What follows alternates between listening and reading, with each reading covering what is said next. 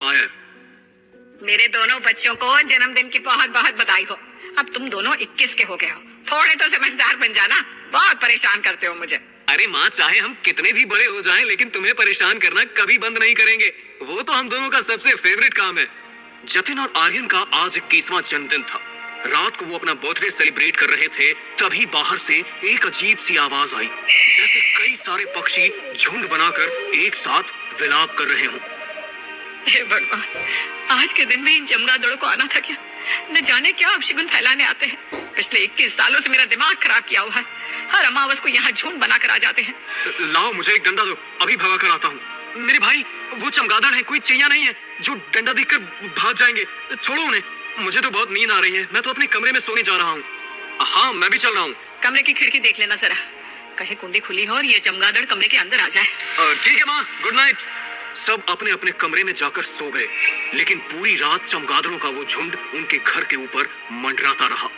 गांव का एक आदमी हरीश अपने साइकिल पर वहां से गुजर रहा था। तभी उसका ध्यान भी उन चमगादड़ों के झुंड पर पड़ा। हे भगवान, पता नहीं इस घर में रहने वाले इंसान है या राक्षस। हर अमावस को इनके घर के ऊपर चमगादड़ों का झुंड मंडराता रहता है। यहाँ से तो गुजरने से भी डर लगता है। अगली बार अमावस होगी तो यहाँ से गुजरूंगा ही नहीं। अगली सुबह खिड़की से सूरज की किरणें जतिन और आर्यन के कमरे में पड़ती है। इससे पहले कि उनकी आंख खुलती, तभी उन्हें बाहर से लोगों की चीख सुनाई देती है। दोनों हड़बड़ा कर उठते हैं। अरे, ये किसकी आवाज थी? आवाज तो बाहर से आ रही है। चल कर देखते हैं। जतिन, आर्यन और उनकी माँ जल्दी से दौड़कर घर के बाहर जाते हैं तो उनके घर के पीछे लोगों का जमावड़ा लगा हुआ था और गांव के एक आदमी का मृत शरीर वहां पड़ा हुआ था। उसका शरीर पूरी तरह सफेद हो चुका था और आंखों की पुतलियां भी बाहर निकलकर आई हुई थी। उसे देखकर ऐसा लग रहा था मानो उसके शरीर का कतरा कतरा खून पीकर किसी ने उसे मार डाला हो। हे भगवान, ये सब क्या हो रहा है?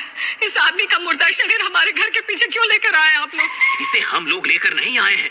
सुबह जब मैं और हरिया खेत की तरफ जा रहे थे, तब कुछ अजीब सी गंध आई हमें। यहाँ आकर देखा तो इसका मृत शरीर पड़ा हुआ था।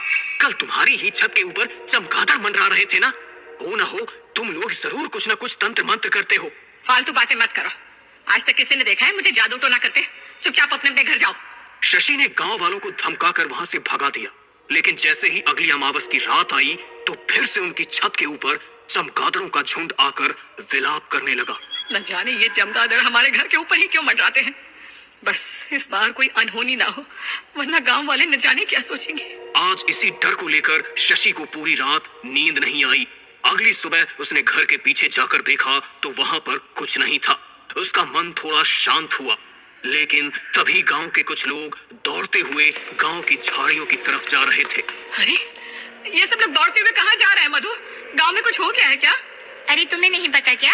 शशि बहन, गांव की झाड़ियों में वैसा ही एक शव मिला है जो पिछली बार तुम्हारे घर के पीछे मिला था। किसी ने उसी तरह से एक आदमी को मार डाला है। उसका भी पूरा शरीर सफेद हो गया है, जैसे किसी ने उसका खून चूस लिया हो। ये बात सुनकर शशि भी डर गई। अगली कई अमावस तक ऐसा ही चलता रहा। चमगादड़ों का एक झुंड उनके घर पर मंडराता और उसी रात गांव का कोई न कोई आदमी मारा जाता। एक दिन, अरे आर्यन, इतनी रात को तू कहाँ जा रहा है बेटा?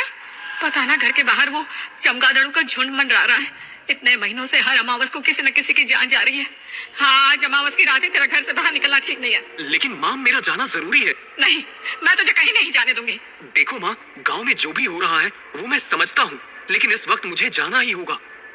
आर्यन जबरदस्ती अपने घर से निकल जाता है। जब वो घर से निकला तो घड़ी में रात के 11 बजे हुए थे। वो देर रात लगभग 2 बजे अपने गांव वापस आया। वो गांव की झाड़ियों के पास पहुंचा ही था कि तभी उसे किसी की चीख सुनाई दी। उसने सामने की तरफ देखा तो एक वैम्पायर झाड़ियों की तरफ खड़ा था। उसकी वेशभूषा और शरीर की बनावट बिल्कुल एक चमगादड़ जैसी थी। उसे देखकर आर्यन की आंखें फटी की फटी रह गई। वो बुरी तरह डर गया। तभी उस वैम्पायर ने उसकी आंखों के सामने उस आदमी की गर्दन में अपने दांत गड़ाकर उसका सारा खून चूस लिया और कुछ ही देर बाद एक चमगादड़ का रूप लेकर वहां से उड़ गया। इसका मतलब गांव में जो खून पीने वाले राक्षस की बातें हो रही हैं, वो बिल्कुल सच है। लेकिन ये वैम्पायर अचानक से हमारे गांव में कैसे आने लगे?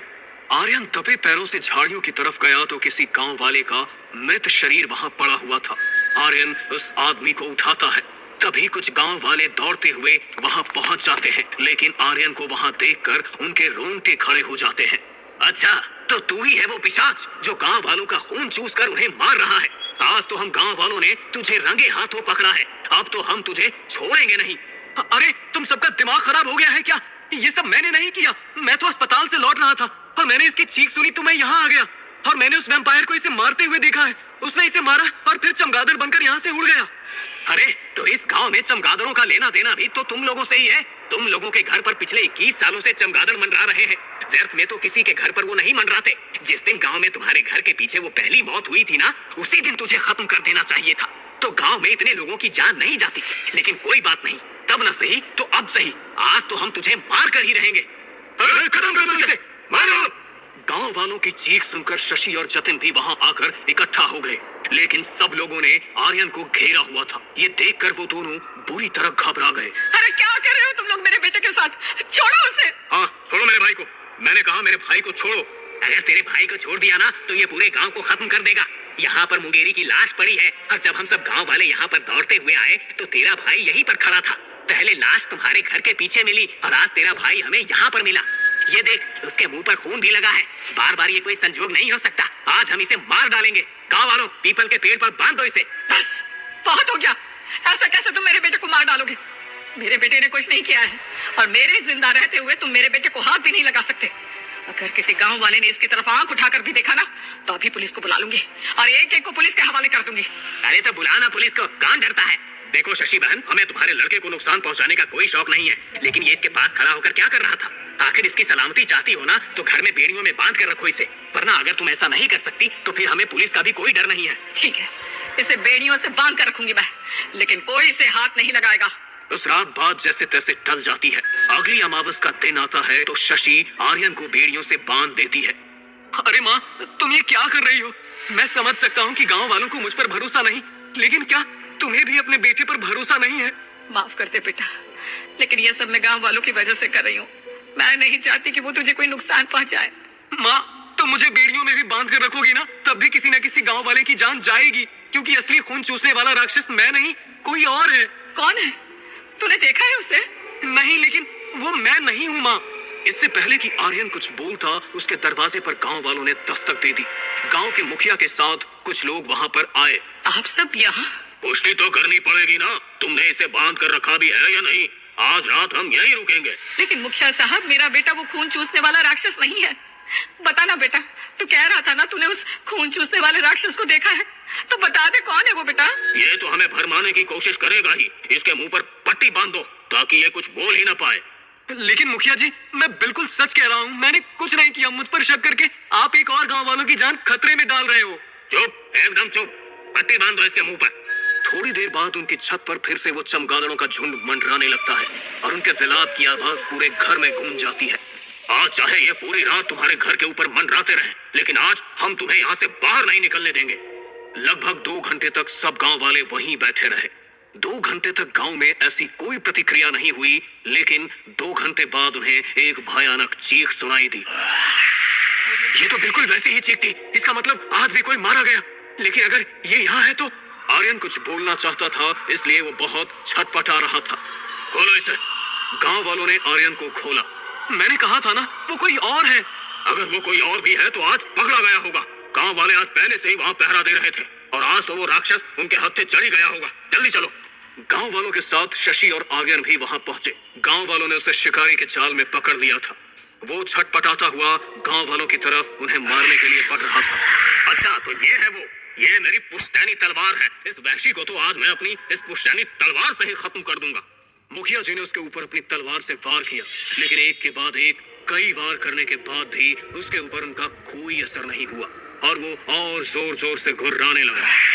इस पर तो कोई असर ही नहीं हो रहा। ऐसे तो हम इसे खत्म नहीं कर पाएंगे। शायद इसे मारने का तरीका कुछ और है। हम इस तरह किसी आम औजार से शायद इसे नहीं मार सकते। इससे पहले कि आर्यन कुछ और कहता, वैम्पायर बौखला गया। जिन गांव वालों ने जाल को पकड़ा हुआ था, वैम्पायर ने अपनी सारी ताकत से उन्हें धक्का दिया और आर्यन के ऊपर लपक पड़ा। उसके हाथ में आर्यन का हाथ आ गया लेकिन जैसे ही उसने आर्यन के हाथ को छुआ वो बुरी तरह चीखने लगा और उसने आर्यन को धक्का देकर दूर फेंक दिया। इसी मौके का फायदा उठाकर गांव वालों ने फिर से उस जाल को कसकर पकड़ लिया और एक रस्सी से उसे सामने के पेड़ पर बांध दिया। तेरे हाथ में ऐसा क्या था बेटा जिससे वो डर गया? मेरे हाथ में तो कुछ भी नहीं है माँ। देखा? शशि ने जैसे ही आर्यन का हाथ देखा तो उसके हाथ पर जन्म से एक निशान था जो बिल्कुल महादेव के त्रिशूल जैसा था। ये तो वही निशान है बेटा जो तुझे जन्म से मिला है, महादेव के त्रिशूल का निशान। शायद यही एक अंदेशा है। लेकिन माँ, मेरे हाथ का निशान इसका अंत तो नहीं कर सकता ना? तेरे हाथ का ये निशान नहीं, लेकिन महादेव का त्रिशूल इसका अंत कर सकता है। तू शायद नहीं जानता कि मैं तेरी सगी माँ नहीं हूँ बेटा। पहले मैं अनाथ आश्रम में नौकरी करती थी। जब तू 1 दिन का था तो कोई तुझे वहाँ छोड़कर चला गया था और तेरे साथ एक झोला भी था जिसमें तेरे कुछ कपड़े और एक त्रिशूल था। ठीक वैसा ही जैसा निशान तेरे हाथ पर बना है। शायद वो त्रिशूल इसका अंत कर सकता है। मैं अभी वो लेकर आती हूँ। ये सुनकर वो वैम्पायर फिर से छटपटाने लगा। शशि जल्दी से घर गई और आर्यन के बचपन के सामान से वो त्रिशूल लेकर जल्दी से झाड़ियों की तरफ पहुंची। शशि ने आर्यन के हाथ में वो त्रिशूल पकड़ाया और गांव वालों ने रस्सियों से बंधे हुए उस वैम्पायर को कसकर पकड़ लिया। आर्यन ने वो त्रिशूल सीधे उसके सीने में घोंप दिया। तभी वहां उसकी तेज चीख गूंजी। उसकी चीख गूंजते ही वहां चमगादड़ों का झुंड आकर इकट्ठा हो गया और उसके मृत शरीर के ऊपर जाकर विलाप करने लगा। लेकिन धीरे धीरे उसका शरीर बदलने लगा और देखते ही देखते उसने शशि के दूसरे बेटे जतिन का रूप ले लिया। वो धाराशाही होकर गिर गया। लेकिन ये देखकर कि उस वैम्पायर ने जतिन का रूप ले लिया है, ये देखकर शशि के होश उड़ गए। नहीं जतिन, नहीं, ये मेरा बेटा जतिन नहीं हो सकता। जतिन, जतिन। शशि रोती चीखती हुई जतिन के शरीर को सहलाने लगी। जतिन का शरीर भी अब बिल्कुल सफेद हो चुका था। नहीं, मेरा बेटा मुझे छोड़कर नहीं जा सकता। हम तुम्हारा दुख समझ रहे हैं शशि बहन, लेकिन ये तुम्हारा बेटा नहीं था। ये एक राक्षस था जिसका अंत होना बहुत जरूरी था, वरना तुम जानती हो ना, ये पूरे गांव को खत्म कर देता। हाँ माँ, उस रात मैंने सब कुछ देख लिया था और गांव वालों के साथ मिलकर एक खेल रचा था। मैं तुम्हें ये नहीं बता सकता था क्योंकि तुम शायद मेरी बात को नहीं समझ पाती और ना ही मैं जतिन को हमारे ऊपर शक होने दे सकता था। मैंने तुमसे सब छुपाया, मुझे माफ कर दो माँ। ये सब मेरी ही गलती है। जब ये पैदा हुआ तभी पंडित जी ने मुझे कह दिया था कि ये बच्चा ईश्वर की देन नहीं बल्कि शैतान का रूप है।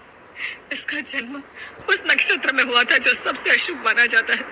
कहा जाता है कि वो नक्षत्र तब बनते हैं जब कोई वैम्पायर अपना शरीर छोड़ता है, और अगर उसी नक्षत्र में किसी का जन्म हो जाए तो वो एक इंसान नहीं बल्कि उसी रक्त पिशाच का रूप होता है। बचपन में भी मैंने बहुत बार ऐसी चीजें देखी, लेकिन एक माँ की ममता के आगे मैंने सब कुछ झुठला दिया। जतिन, बेटा तू यहाँ क्या कर रहा है? शशि की आवाज देते ही जतिन वहां से उठकर भाग गया, लेकिन शशि ने देखा तो वहां एक मरी हुई बिल्ली पड़ी थी जिसका खून जमीन पर पड़ा हुआ था। इसने एक बिल्ली को मार डाला। कभी ये कबूतर को मार डालता है, कभी किसी जानवर को। हे भगवान, ये सब क्या हो रहा है? कहीं उन पंडित जी का वचन सच ना हो जाए। नहीं नहीं, मुझे अपने बच्चों को सबसे छुपा कर रखना होगा। मैं ये सच किसी को नहीं बता सकती कि मेरा बच्चा बाकी बच्चों से अलग है। तुम खुद को इसका दोष मत दो माँ, जो होना था वो हो गया और इसमें तुम्हारी कोई गलती नहीं है। चलो। सब गांव वालों ने वहीं पर जतिन का अंतिम संस्कार कर दिया और उसका अंतिम संस्कार उसी नक्षत्र में हुआ जिस नक्षत्र में उसका जन्म हुआ था। अभी तो गांव के ऊपर से खतरा टल गया है, लेकिन कौन जानता है कि वैम्पायर फिर किसके रूप में जन्म ले ले।